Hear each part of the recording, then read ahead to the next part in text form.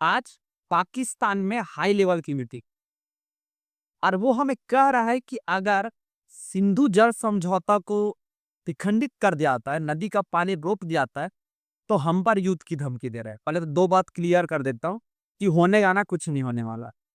कि उनका औकात नहीं है कि हम पर क्या कर सके, एक तरीके से युद्ध थोप दिया जाए, और थोपा जा रहा है तो ऐसे भी थोप ही दे।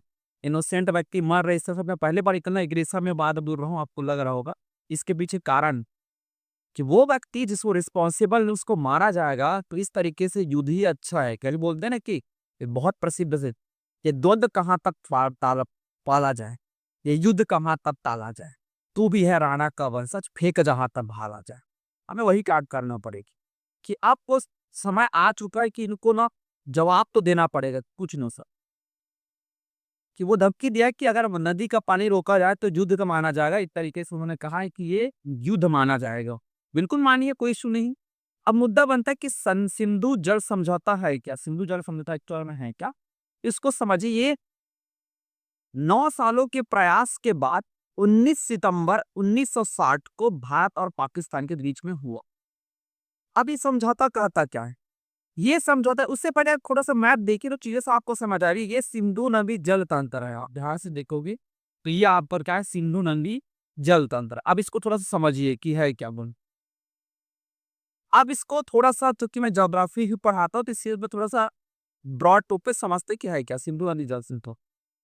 इस पे टोटल 6 नदी आती है। एक आपका, दो, तीन, चार, 5, और ये 6 नदी मिलकर आपका सिंधु नदी जलता का मुख्य भाग को निभाता है। ये 6 नदी मिलकर मुख्य भूमि को निभाता है।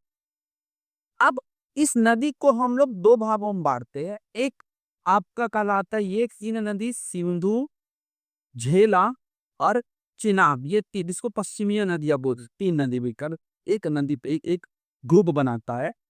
और बाकी 3 नदी रावी, व्यास और सतलज नदी के बाकी 3 नदी का तंत्र बनाते हैं। 19 सितंबर 1960 हुए संधि में यह कहा गया है कि जो 3 नदी, जो प्रारंभिक 3 नदी कहा मैंने, जिसको हम लोग पश्चिमी नदी बोल रहे, सिंधु नदी, झेलम नदी और चिनाब नदी, इन तीनों नदी का जो 80% भाग है, जल का 80% भाग है, उनको पाकिस्तान यूज कर सकता है। और जो 20% भाग है उनको क्या कर सकता है, इंडिया यूज कर सकता है। ये हुआ एक भाग। जो दूसरा ग्रुप बनता है रावी, वास्क और सतलज का। प्लीज यार, सिंधु नदी तंत्र में टोटल 6 नदी है, जिसमें से 3 नदी कौन कौन सा है तो याद रख लीजिए।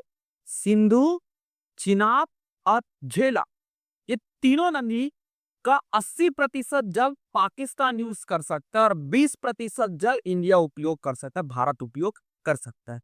बाकी 3 नदी बचा, रावी, व्यास और सतलज, इसका 80% भार भारत उपयोग कर सकता है और 20% जो भाग है उसको पाकिस्तान उपयोग कर सकता है। ये सामान्य सिंधु जल नदी तंत्र का एक तरीके से 1960 में हुआ समझौता है। अब पाकिस्तान के बौखलाने के पीछे वजह क्या है? इसके पीछे वजह ये है क्योंकि लगभग 90% इसकी जो उपजाऊ भूमि है वो इन्हीं नदी तंत्र पर बेस्ड है, इन्हीं नदी पर निर्भर करता है।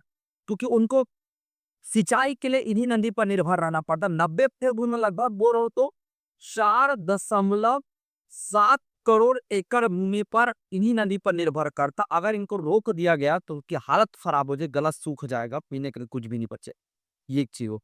दूसरा, लगभग उसका 40 से 50% जो हाइड्रोलिक पावर प्लांट है, जहां से वो ऊर्जा होता है। तो ऐसी लोग गरीबी चल रही, हाइड्रोलिक पावर प्लांट है वो भी किस पर डिपेंड करता है, इन्हीं नदी तंत्र पर डिपेंड करता है। ये बहुत जरूरी था, इस बात से हमें सरकार को करना चाहिए कि निर्णय बहुत अच्छा है। बाकी एक बात से मैं नाराज हूँ, खुफिया तंत्र के पास कहा जाता दिख आ रहा है कि सोर्सेस था, बट वो सही समय में रिएक्ट नहीं कर, इसको भी न्याय होना चाहिए।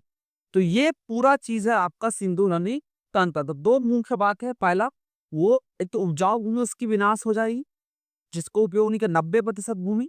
दूसरा, लगभग 40 से 50 तक हाइड्रोलिक पावर प्लांट इसी नदी पर बेस्ड है आपका। तीसरा एक चीज क्या की थी, 63% जो पॉपुलेशन है, जो एक तरह से ग्रामीण पॉपुलेशन है जो कृषि करते हैं, वो भी इसी नदी तंत्र पर निर्भर करते हैं। सिंधु नदी को दो भाग में बांटा गया, सिंधु, चिनाब और झेलम का 80% पाकिस्तान, 20% ना, बाकी तीन का 80% 20% को। उम्मीद होगा ये वीडियो आपको समझ आया होगा। कुछ नए वीडियो के साथ हम कल मिलते हैं। धन्यवाद।